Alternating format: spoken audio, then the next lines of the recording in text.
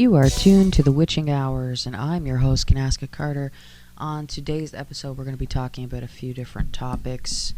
The first one being, I had a crazy dream the other day, and in this dream, I was one floor up and looking down. There was no walls around the second floor, so I was able to see down perfectly. And it was like there was a party happening below me. And all of a sudden, this girl, she had black hair, and she started vomiting on everybody.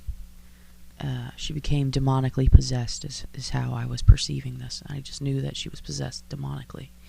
So, in the dream, I called out, "In the name of Jesus, I compel you." And she rose up into the air, levitating, and let out this huge shriek, like a shrieking scream that was echoing through the sky, and then she disappeared as the scream was reverberating through the air. And there was this dotted line around where her body was, right where it had vanished in the air. And all the people that were surrounding her, they were like, everybody gasped because she was no longer there. She was gone. Where'd she go? And I woke up as soon as everybody gasped. So I know, like, in the astral plane, it is quite possible for you to deal with different entities and demons and angels and things like that. But later that day, I received a message from a fake friend who I have not heard from in a while. And they were trying to reach out to me. And the last time that I allowed them into my home, they were very disrespectful towards me and towards my belongings. So I kind of just made up my mind that I would not be associating with this person anymore, because who you surround yourself with, this is who you eventually become. And this is the type of energy that you're going to attract and keep around you. So I am not going to be reconnecting with this person. So what do you think? Do you think that it is possible for demonic entities to possess people? I've heard of many cases from Christian exorcists having people levitating and then speaking in tongues, and weird markings appearing out of nowhere on their body. So possession is a very real thing, and I've seen it happen to family members and friends and things like that in the past. But this dream felt very, very real and almost like a warning.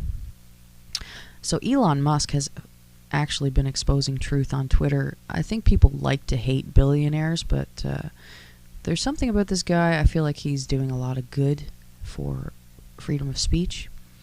And they're trying so hard to cancel him, but it's not happening. He has now labeled government-funded media, so it actually says it on their Twitter page if you're government-funded. The CBC is not happy about this, although they've received over $600 million from the Liberal government, and they said that they are less than 70% government-funded, and now Elon Musk has a label that says 69% government-funded, so they have halted posting on Twitter, I guess, until that's no longer a label. But let's be real.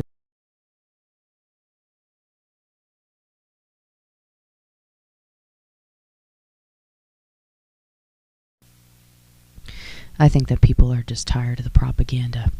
So Africa is actually splitting in two, and this is a natural process. Apparently it should take 50 million years, from what I've heard.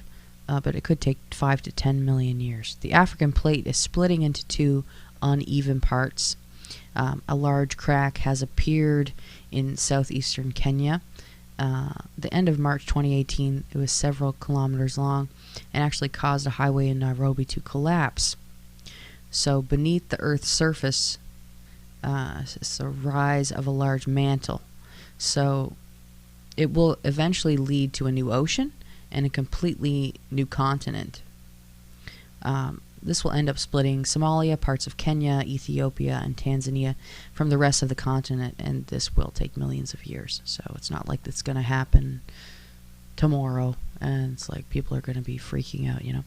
But it has caused many disruptions, splitting roads and even houses splitting into two.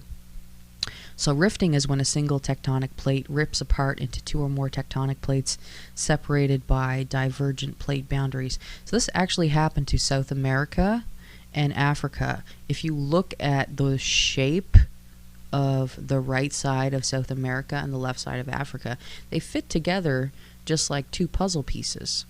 The rift will cause a sixth ocean, 3,000 kilometer split. It won't happen anytime soon, but it's moving at a rate of about 1 inch per year. And the new ocean will take 5 to 10 million years to form. So new nations may form, or old nations may merge. And could this actually end up creating an eighth continent? I'm interested what you guys have to think, what you have to say, and what you think about this. So the tectonic plates are often described as pieces of a cracked shell which rest on molten rock of the Earth's mantle.